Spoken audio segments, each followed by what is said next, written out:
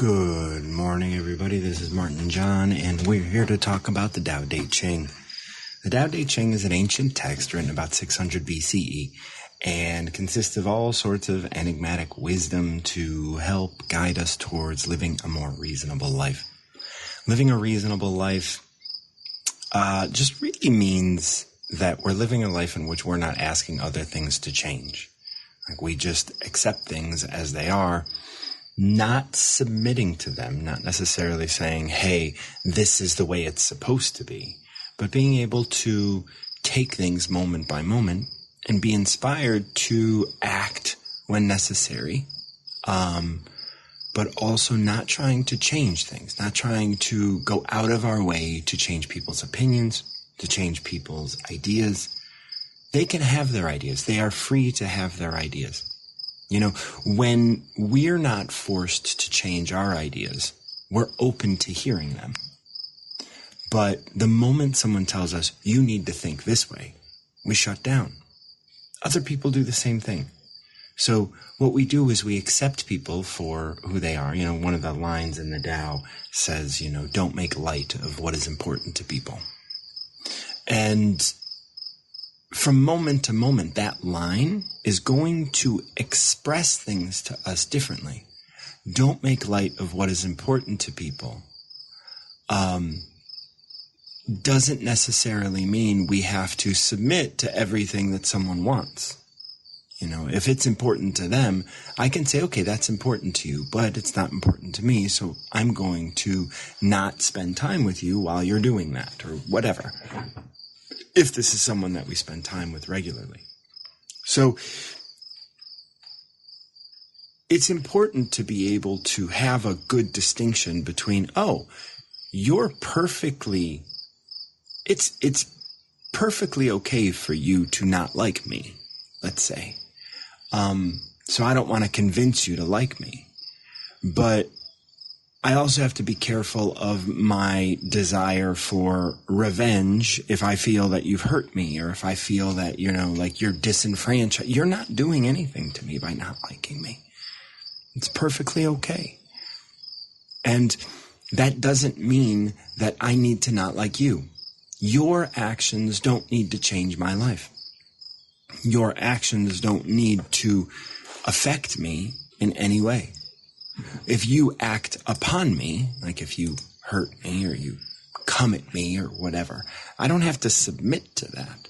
I can accept that it's happening. And when I am, you know, the Tao talks about picking up weapons, and when the master, when somebody that follows Tao is pushed to the point that they're going to use weapons, then they're going to use it deftly, quickly, end the situation, and move on. This isn't about dwelling here. I remember one time someone was staying with me and she upset me. And I didn't say anything. It was okay. I knew the situation that I found myself. Then she tried to stay longer. And I was like, no, you're not going to stay longer. And then when it was time to drive her to where she was going, she was stalling, and she was in bed, and I was like, no, we agreed that we're leaving now, and she just wanted to draw it out. And then I was frustrated, and I said, okay, get everything and get it in the car, we're going to go. And I was being short, but I wasn't being mean. I was very much being cordial and whatnot. And then she opened up the door and asked, is something wrong? Are you angry? And I said, yes. And she was like, why are you angry? And I said, well, you asked. And then I leaned in on her. I used my words as weapons. I got her in the car. We didn't say another word, and I drove her to where she was going. And I even expressed that the only reason that I'm driving you where you're going is because I want you out. And I want to make sure that I take care of, you know, my end of all of this. And so it's okay to be angry. It's okay to create a barrier. It's okay to stand up for yourself. It's okay to do all of these things. It's not like when we say we surrender to this moment, This moment, I surrendered to it. I surrendered to the moment. She's like this. This is what's going to happen. I have agreed to certain things, and I will follow, and I will do what I need to do to be, above board on all of this. I'm not going to do anything sneaky. I'm not going to sabotage you. I want you to live your life. I love you, and I hope you're doing well, but this is it. And when I dropped her off, and it was like a 2-hour drive that I had to take her on or something. I had to drop her off in Michigan, and we were in Chicago. I dropped her off, and she was like, "Can I get a hug?" And I said, "No." And then I pulled her stuff out of my car, left it with her, and I drove away. It's like you can stand up for yourself. And whether or not it's with a person or with a group, whether or not you're, you're an activist or whatever, there's nothing wrong with being, with standing up for yourself. There's nothing wrong. When I talk about surrendering, a lot of people think, oh, you're going to surrender and you're going to be weak. No, there's nothing wrong with being strong. Just be strong when there is no, just be, be strong always. But there's not always a need for that sort of power play. There's not always a need for us to go in and stamp our personality on a situation or on a moment. We don't always have to do that. We can be still, and we can allow people the space to hang themselves, really. One of the verses in the Tao talks about conflict, and it says the master of Tao will never host conflict. They will allow their host to wear themselves out in the conflict. So this show talks about the Tao Te Ching. Tao Te Ching consists of 81 chapters. The chapters are short, relatively. I mean, the longest might be 250 words. And I invite you to come up and pick a number between 1 and 81. That way, so you and I will talk just briefly about what's going on in your life. I'll just kind of ask simple questions like, hey, what's going on? And then, you can tell me whatever is going on, or you can tell me little or nothing. You can just say, I don't want to talk about it, or I'm frustrated, or whatever. And we can just leave it at that. And then I'll ask you to pick a number, or I can go to a random number generator and pick a number for you, if that's something that you prefer. It's very much like an oracle. You're dealing with some certain things right now, and in dealing with those things, you're gonna, accept one of these chapters of the Tao as a way of re-engaging or thinking about this situation a little differently. Millie's gonna join me. Millie, how are you doing, dear? Going through some stuff. Well, not me personally, my daughter. And of course, it's affecting me. So I want to pick the number 39. 39. All right, let's go to 39. Do you want to expound on that at all? Let's see what 39 has to say. Okay. 39 is entitled Unity. Oh, gosh. Oh, gosh. It's always the right one. So let's just start there. Yeah. Let's see if we can figure out what this unity talks about. Unity is the standard. When achieved, all things are harmonious. That's what I'm looking for. Uh-huh. Heaven achieved it through purity. Planets achieve it through solidity. Beings, like us, achieve it through purpose or life. Generation after generation, every individual being finds their own unity, their own harmony. If heaven were to lose its purity, so too its union with the planets. If planets were to lose their solidity, so too their union with beings. If beings were to lose their purpose or lives, without unity, all would perish and decay. The master honors everything in this form. She knows that there is nothing between the highest and the lowest differentiating. We lose touch with unity. Always adjusting to find unity, the master lets herself be lived, constantly being renewed and shaped by Tao, rugged and full of resolve.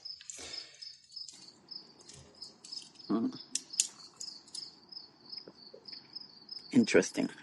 Yeah. Because that's what my daughter needs.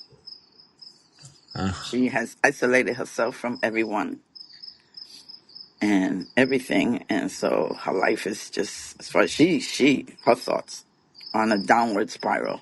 Yeah. She went through a moment of PTSD 2 years ago, and her life has not been the same since. But she keeps harping on the past, and I can't get her to the present and to look towards the future and to see that what she's going through, look for the lesson, figure out what's going on. But it just is like one ear and out the other. All right. So this is like this. So we're third partying this. You know, like she's out there, and so when I work with clients and talk to people, I always say, look, we're having a subjective experience, and you know, so there's your daughter's having an experience, and you can't do anything about that. Nope. Right. Like, As and this much is as what I try, no. No, absolutely not. So I'm coming out of addiction. I have 23 years clean and sober. And a big sort of thing, I remember being out there the way your daughter is, right? I remember being out there in a way that, you know, I'm not saying your daughter's an addict. I'm just saying that, you know, like you're separated. You are under the influence of something, and you are pacifying your life by engaging in something, like whether, like, it sounds like your daughter is isolating. I think that's exactly what you said. Yeah. Yeah. Yep. Yeah.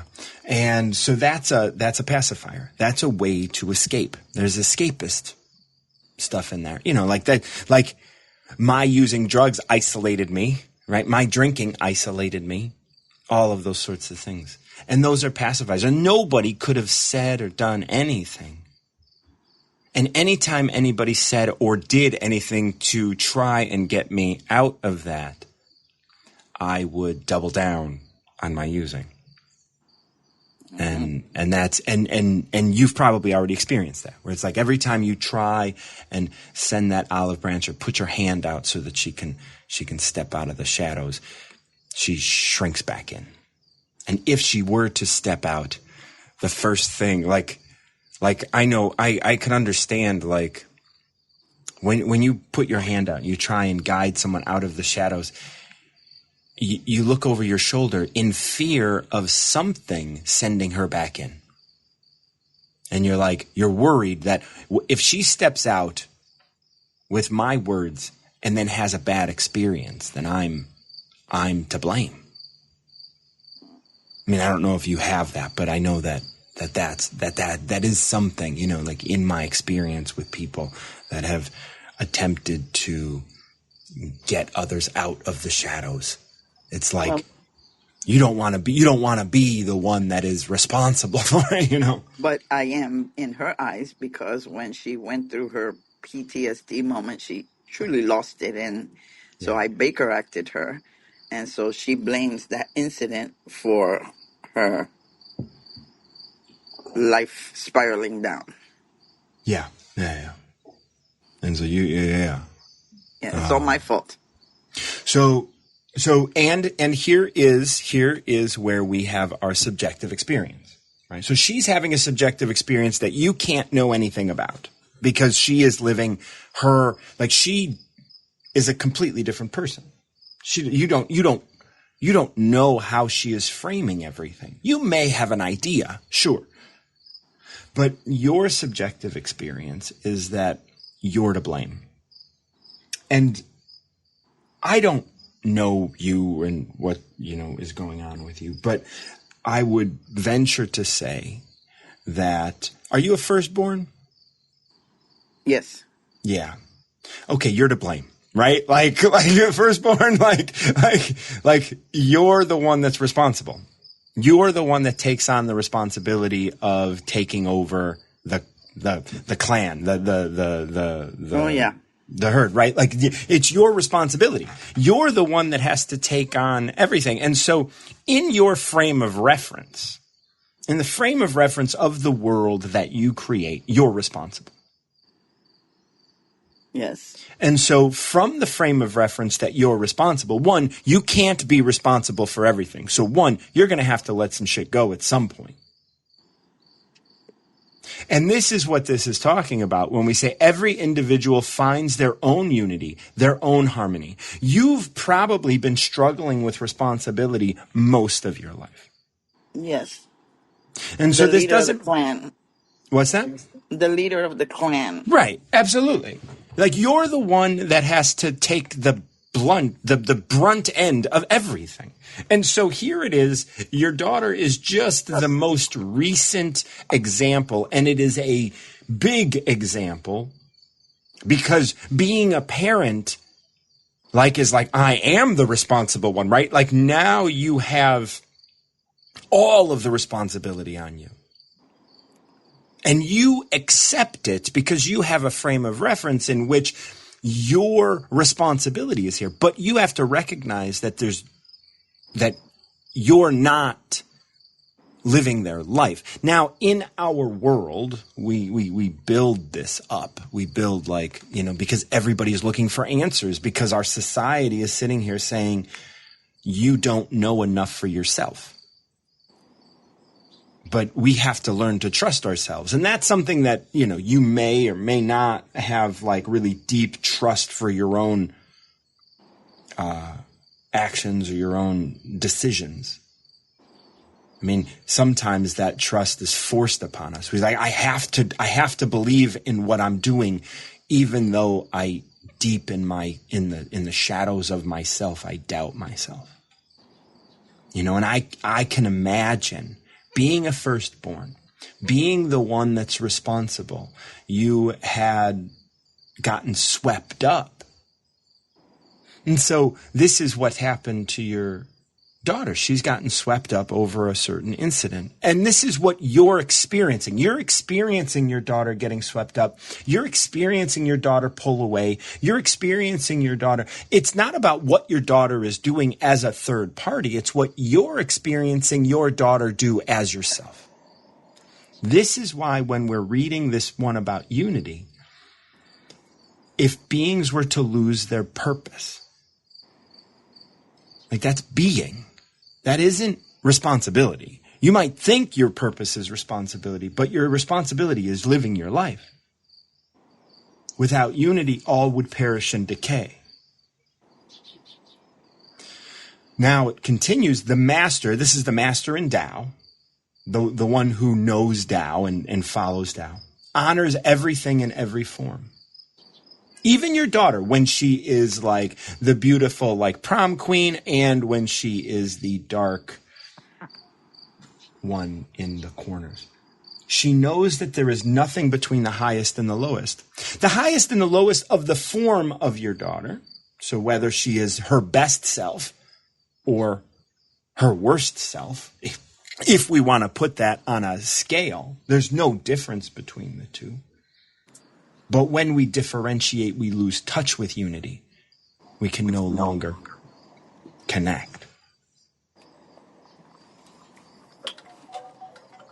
And then we always adjust to find unity.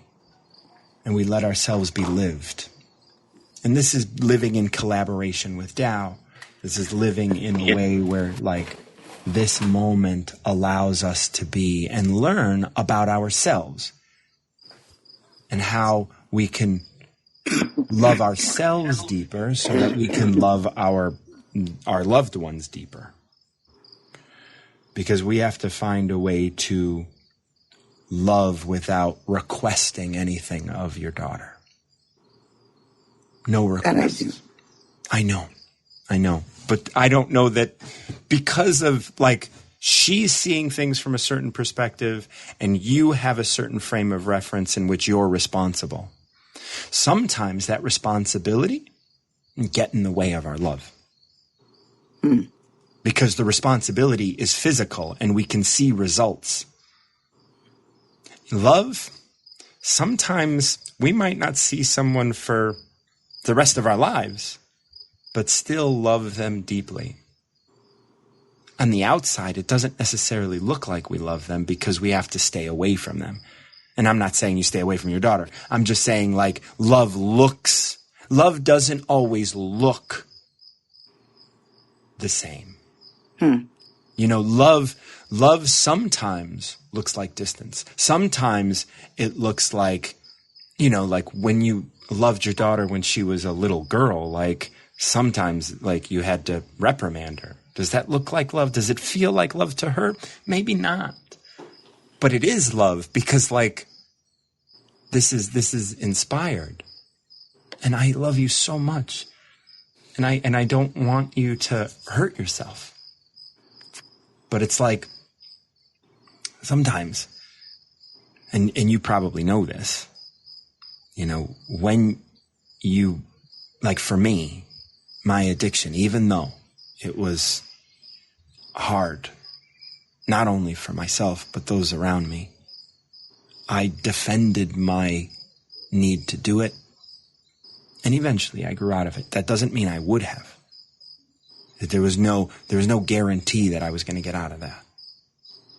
And there's no guarantee that your daughter will find her way out. But love, without request, by recognizing that her best self and her worst self are still herself. Yeah. And loving her and seeing that your fear and your pain is coming from your perspective because you're responsible for this. You're not. She is. I'm assuming she's an adult, but yes. Okay. Yes. Well, because if she's 15, like there's a big difference between 15 and 24. You know what I mean? And so this is big, and I can feel your heartbreaking. No, it's big because she's always been a hustler, a go-getter, a single mom of 2 children. One is autistic, which makes life very challenging. Damn right. And she got through that and did everything and anything she had to do for him. But it's just, she's in this pity party that she can't seem to climb out of. And I understand it because she's been looking for a job for months, hasn't found one. She's just Ubering, so the pay is not what she was used to. So, you know, she just wallows in what was and what isn't instead of what could be. Yeah. And as much as I let's once again, do change, you know, think positive, look forward, just live for today and let's see what it brings and blah, blah, blah, and all the, you know, happy thoughts. You know, get those thoughts out of your head and go happy. But to get a person to go there is not easy when they're there. Absolutely. You know, and you're going to drop off now because I have my timer set for 15 minutes. If you wanted to come up and continue talking, great. If not, I'm going to keep talking about this. So if you wanted to keep listening, that's perfect. So I always want to make sure that, like, because one of the things that I'm hearing from you, Millie, is that we go back to the experience of your daughter. Like she's having this experience and you're observing this experience from the outside. So you're having a subjective experience of her. And that's frustrating for you. Maybe if you were to focus on that, that's something you can focus on. You can focus on how you're experiencing your daughter's experience. So recognizing that you have this frame of reference of responsibility, recognizing that you have this frame of reference of, this is how we find unity. And just like her, she's thinking negative thoughts, and you're saying think positively, but you're also kind of like giving, like in your mind, you're afraid she's not going to change. And so that is making this, and like if you could just be like, oh, okay, well, you're going to think that until you don't. And if you're sick of hearing the negative stuff, let her know. Yes. Let her know. Like just kind of be like, look, like just, you can go ahead, you can find somebody to fucking pity party with you, but like, I can't do this anymore. When she calls and, we start a conversation, as long as it's a normal conversation. Yeah. We're talking. And as soon as she starts going down the rabbit hole, I go, okay, see ya. I don't need to hear all this. I've heard it before. Yeah. And I hang up. and at some point it's just like, okay, well, you could she could either continue to live this way, or she could do something about it instead of talking about it. Yeah, shit or get off the pot, right? That's right. That's right. Yeah. And you can love her in that space without having to concede to having those conversations, without having to be like, you want to support your daughter, of course, but you're not responsible. And so if you're getting off the phone to teach her a lesson, that's responsibility. But if you're getting off the phone because you're just like, okay, I'm tired, I need to rest now, we're good. Like, are you good? We're good? Okay, that's good. But when we have those expectations, like if we're like, I'm going to teach her a lesson by not talking with her, because there's a fine line between those things. Sometimes we have these expectations, and to be the leader of a group, right? To be the leader of the family, to be the matriarch, we have in our minds what we want from other people, what we want from our subjects. Mm-hmm. And those expectations can really take the jam out of our donut, and they can frustrate us. I'm 68 years old, and all of that is how I lived. But now, with gray hair comes wisdom. And I have learned not to do that and not to have those expectations and let people live their lives, make their choices, and live with their consequences. And that's pretty much what I've been doing with my daughter. But every now and then I feel a little guilty that maybe that's not the route. But from what you're saying, it is. It is. You're doing fine. Set them aside and live my life. That's right. And you don't, again, you love your daughter. Yeah. And the love that you have for your daughter is going to shine through. So you don't have to be afraid that that's not going to be there.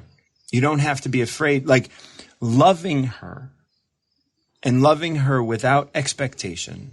And that doesn't mean it has to look a certain way. It doesn't mean you have to call her every day. It doesn't mean you have to like go over there and, make her a meal if that's not something that you're inspired to do and inspired to be.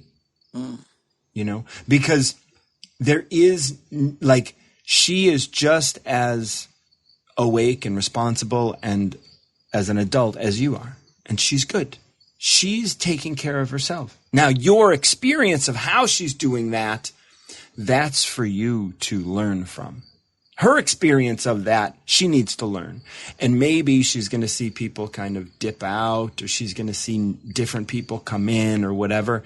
But you're a great guide. You're doing all that you can to love your daughter, and demanding anything of her is where you want to kind of steer clear. You just want to be like, okay, you're good. I don't have to ask you to be a certain way. I don't have to ask you to change. You're who you are. And this is who you are at this moment. I would always discourage people from saying, this is who she is. Don't put an identity on her.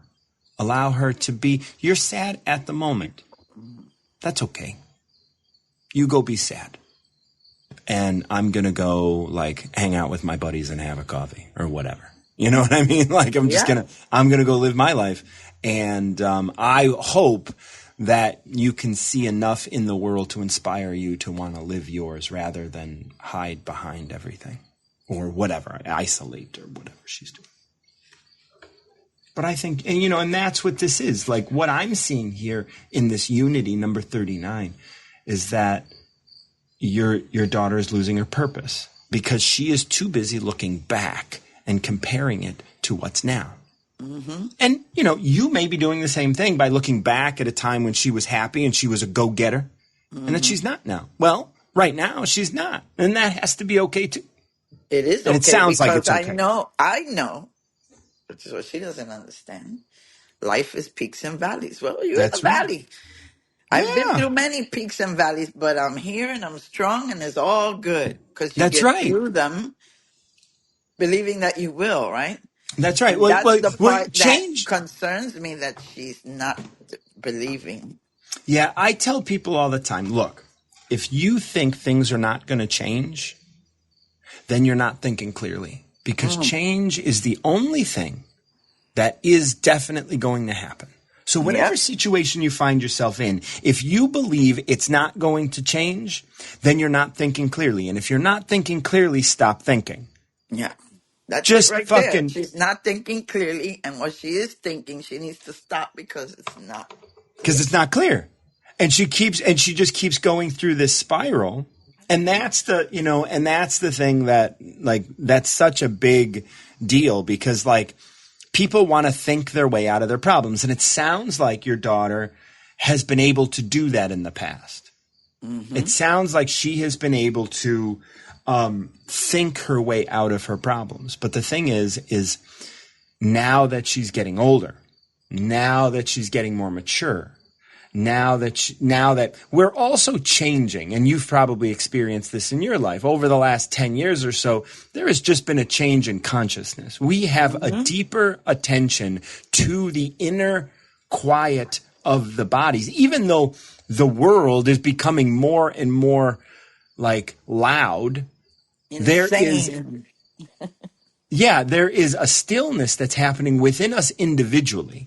Mm. And when we can calm down to that, we will be guided by Tao or by God or however we want to look at it. We will be guided into what we will become. Your daughter may identify with all the things that she had been, and now she's afraid that she is no longer valuable because those are the things that we used to value. Now, there's still these remnants of valuing the hustle, but the hustle is increasingly becoming less effective at living. Mm-hmm.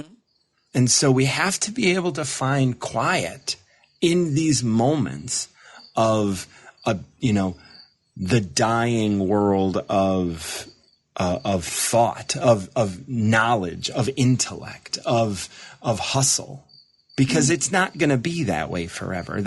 We've reached the end of that road. No matter how much you hustle, you still can't get to the top, and that is increasingly so. And we have honed and we have limited your ability to earn. We have honed and we have limited your ability to grow and be who you are over time to such a degree that we all have to find it for ourselves. And that's what this unity number 39 keeps saying, right? Every individual being finds their own unity, their own harmony. It is not going to be within a market. It is not going to be within a system, whether that's an education system or an economic system or anything. You're going to find your own harmony and your own unity with all things for yourself. And if you're not thinking clearly, and you're under the influence of all of these externals, you're pushing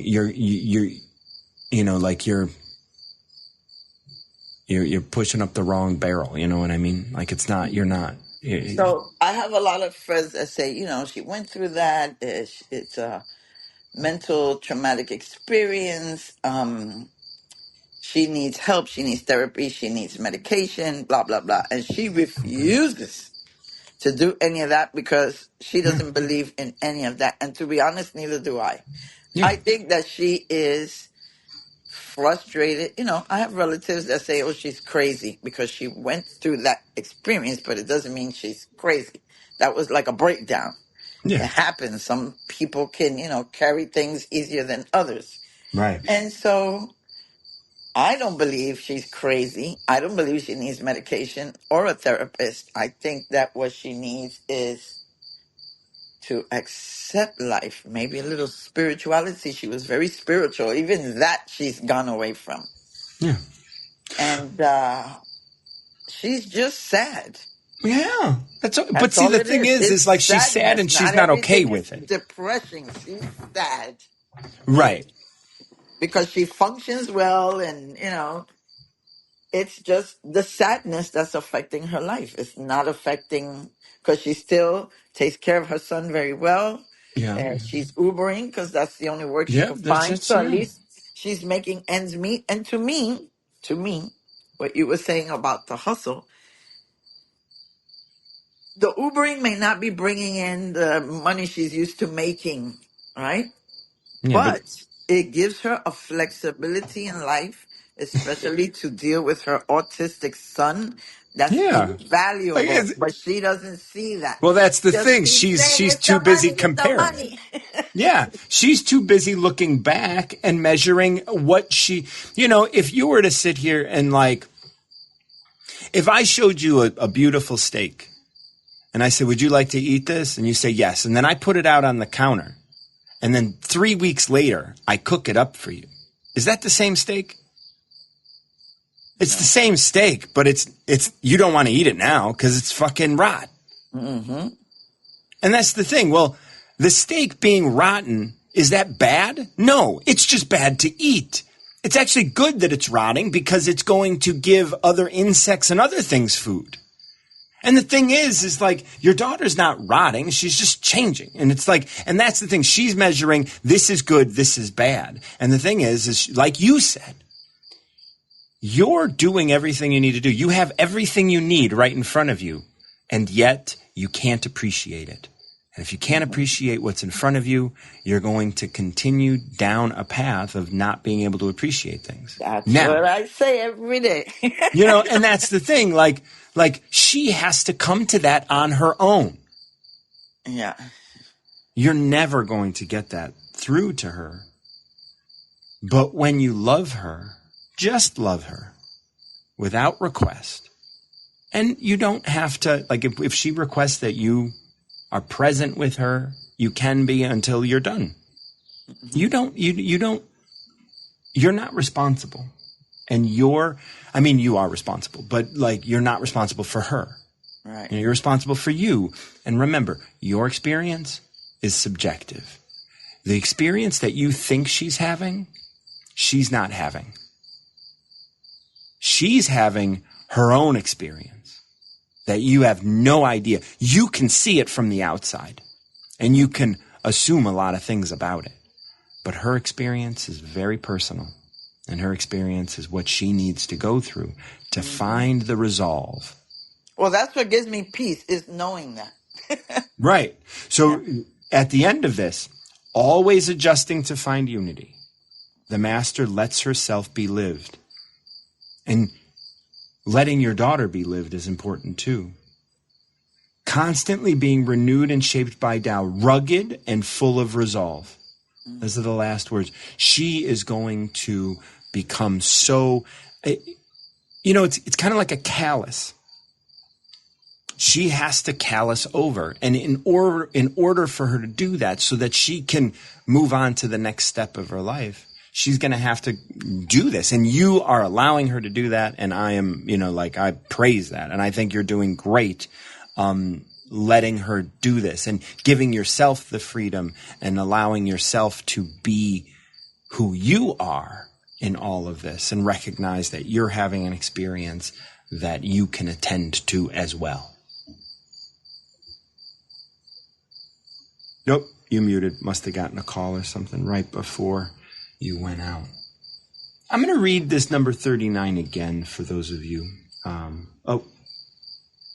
We'll bring Millie back up. I'm going to read this again, Millie, and then we'll talk. So unity is the standard. When achieved, all things are harmonious. You know, and that means like when your daughter receives unity with life and with others and, you know, with what's going on, unity with your present, not your past, right? When she can find unity in this moment, heaven achieved it through purity, planets achieved it through solidity, beings achieved it through purpose. Now, your daughter's going to have to find purpose that is beyond just making money.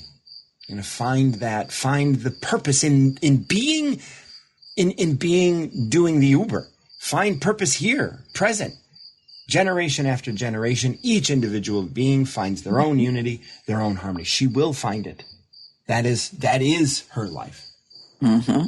If heaven were to lose its purity, so too its union with planets. If planets were to lose their solidity, so too their union with beings. If beings were to lose their purpose, which your daughter currently has, that doesn't mean she's done. It just means in this moment she doesn't see purpose, right? It doesn't mean she's done. But without unity, all would perish and decay. Now, if that were to continue for generations, if she were to, you know, show her children that they're victims and that they can't do anything about it and that there's no path forward, eventually everything would decay. It would probably come back. Like I think that happened to my family, and through my addiction and through my coming out, I have saved that from decay.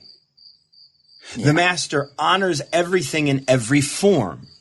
So those of us that know Tao, understand that no matter what form it comes in, whether it's Uber or, you know, high earning like project manager, we can honor it. It's respectful. She knows that there is nothing between the highest and the lowest. You know that whether I'm doing Uber or whether I'm doing this, life is giving me everything I need. Yep. Once we differentiate, we lose touch with unity. So if we differentiate, once we say, you are my mother and I am me and we are separate. Once I differentiate that, rather than saying, hey, wait, I can gain from you and you can gain from me and we're here together and we're, you know, like, and all of the jobs, it doesn't really matter as long as I am living the life that I was here to live and I am being open to being inspired. There's nothing. There's no difference between an Uber and a CEO because they're both living life. Mm-hmm. Always adjusting to find unity. And for you and I, who are, you know, like content with our lives, we still have to find unity. We always have to adjust because things are going to continue to push us because we have these subjective experiences. Yours with your daughter, mine with this ceiling in this back house that I have, right? Like it fell and I got to fix it and all of this. And I could sit here and be frustrated. Yeah, there's always something. There's always something. And always adjusting to find unity. The master lets herself be lived. Every moment, something is going to present itself and you adjust. Now, if you sweep it under the rug and you keep sweeping it under the rug, eventually you're going to trip on that pile of dirt under your rug. You know what I mean? So it's like deal with what you have to deal with when it's in front of you. Constantly being renewed and shaped by Tao, rugged and full of resolve. No matter how shitty the experience that we're having could be seen as, we receive it and accept it as it is and love it so that we can continue to be lived and enjoy our lives, even if it means that we have to spend 12 hours doing some bullshit that we didn't think we might have had to have done. That's okay. Mm-hmm. Who cares? I'm going to do this thing. Yeah. Been there, done that. You do it and keep it moving. That's right. I mean, I got to drive a car for 6 hours or 8 hours or whatever to do Uber. Yeah, well, that's what I got to do. And here we go doing it. And we don't bitch about it because this is what's bringing in, you know, there's tons of people doing it. That's tons. Right. You know, and it's like, and like, your daughter also has to recognize how blessed she is to live in an area in which it's needed. Mm-hmm. You know, because you could live in the middle of nowhere. Mm-hmm. Right? And then it's like, then you're not making nothing. Yeah. Like, be happy you live near an airport. Yeah, it could always be worse. That's right. So be at one with all things right now. And it's and you'll be guided to being the best. Well, I have hopes that she's going to come from this, like I said at the end of the Tao reading. And I'm good. So get up today. Let's see what today brings. I know what I'm supposed to be doing today, but That's let's right. see what today brings. Because it That's always right. brings something. That's right. A day does not go by in which nothing was offered. Now the question is, can we receive it? As the firstborn, as the one that's responsible, you have to also open yourself to receive. Mm-hmm. It's not just you doing. You have to allow others to do too. Yeah. Yeah. I've gotten that message lately, so I appreciate it all. It really hit the mark for me today. Good. And God bless. God bless. I love you, dear. Me too. Bye-bye. Oh, that was nice. If anybody wants to come up and pick a number between 1 and 81, please do. That was Unity, number 39. I'm going to go ahead and select a random number with my random generator, and it is number 56, Learn to be Silent. And maybe we'll just end today on a note of silence. Those who know aren't drawn to speak. Those who don't know are compelled to. Can you close your senses and your mouth? Can you be guided by the empty void? From there, meditate in silence. Blunt your sarcasm and wit. Simplify your struggles. Shade your brilliance. Be at one with the dust. This is primal existence. Be like the master. She is uninspired to acquire fame, yet honors are bestowed upon her. She is possessed by no one, and no one possesses her. Yet, she is possessed by no one and possesses no one, yet is always loved by many.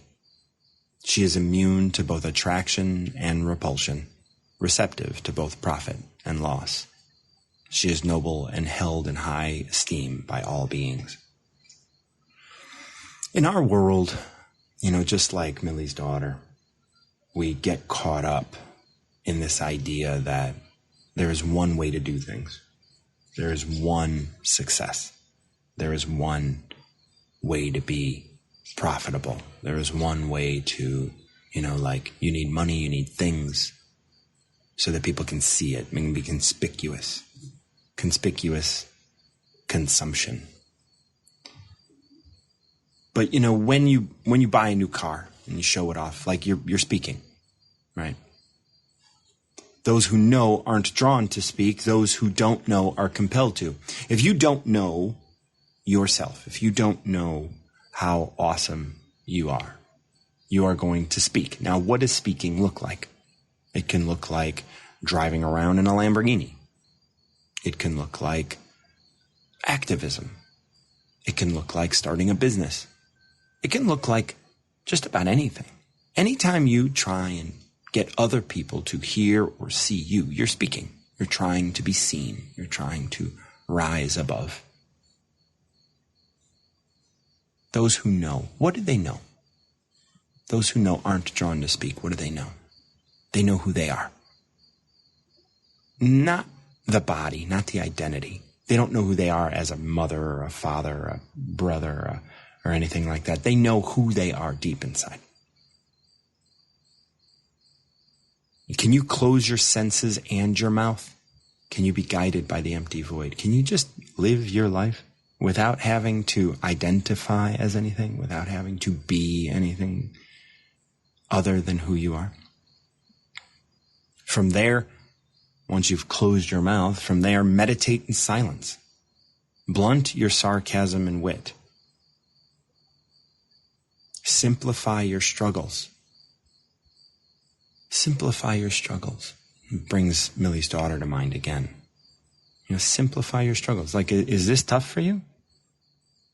Simplify it. What's happening here? Is everything okay? Do you have everything that you need?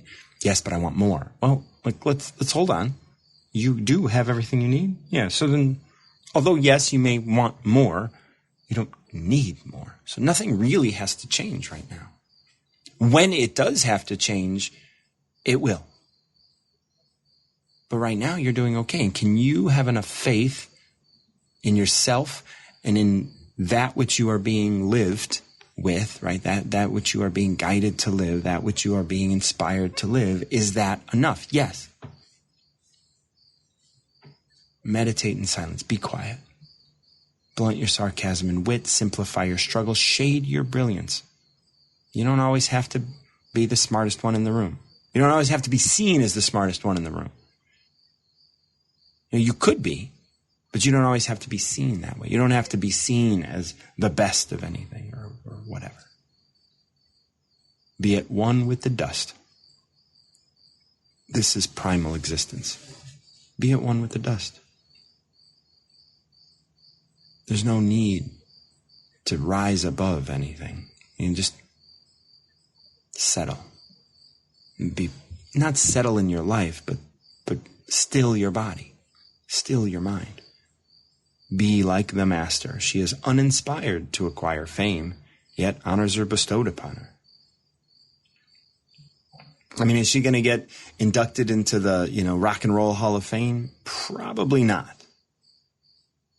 I mean, she may, but she's not trying to acquire fame. So because the Rock and Roll Hall of Fame is all about fame, she's probably not going to get there. So is that the kind of honor that's going to be bestowed upon her? Probably not. It's probably going to be from the people in her lives. The honors that the master will receive are probably going to be from her neighbors, from local people. She may even, be like a Greta Thunberg, right? Like who not trying to acquire fame is then getting used by everybody else, giving her more fame, and then she has to speak out against them too. She possesses no one and possesses. She is possessed by no one and possesses no one, yet is always loved by many. This goes down to relationship, right? She doesn't have a relationship in which she possesses someone and someone possesses her, but is loved by so many people. And she's able to love people. But people know that would be a difficult relationship because I'm not going to get what I want out of a relationship with the master, because in order to get what I want, right, we need this exchange. It needs to be this exchange. Like, I'll give you something, you give me something, you possess me, I possess you, in this sort of, rhythmic dance of relationship. But if you get in a relationship with the master, they're not going to give you what you need. Because if you want to leave, they're going to let you go. But in relationship, I want you to fight for me. No, I'm not going to do that. I'm going to be. And I'm going to let you be who you are. And if you decide to go, I respect that. And that's why it's hard to be in a relationship with the master, right? Because they don't care. And it's not like they don't care for you. They love you. They don't care about your choices. Your choices are yours, and you're going to make them. It's like Millie's daughter's making her choices, and Millie has to allow her to do that. And eventually, Millie's daughter will change. Why? Because that's inevitable. She is immune to both attraction and repulsion, receptive to both profit and loss. Whether people like you or don't like you, you're immune. Doesn't matter. You're doing what you do. And you don't do that with the sarcasm. You don't, like we said earlier, blunt your sarcasm and wit. You don't, if someone doesn't like you, don't say, well, people don't like me. I don't care. I'm just who I am. Well, no, that is not true. You actually do care. And you care quite a bit if you're going to make that kind of a statement. She's immune to both attraction and repulsion. It doesn't matter whether you like me or don't like me. I am going about my business, and I don't even recognize that you have an opinion at all. Receptive to both profit and loss. Why is she receptive to both profit? Why would she want to lose? Because she knows that there's a lesson in everything. She is noble and held in high esteem by all beings. She holds herself in high esteem. So all beings have no choice but to hold her in high esteem. She's not afraid. She's present. And she loves herself, which gives her the freedom to love everybody around her. Thank you so much for joining me on this Tao of the Day. Millie, thank you for 39. I really appreciate you coming up and sharing that. I'm going to go ahead and send you the text to that shortly. Thank you all once again. And until next time, keep recovering yourself.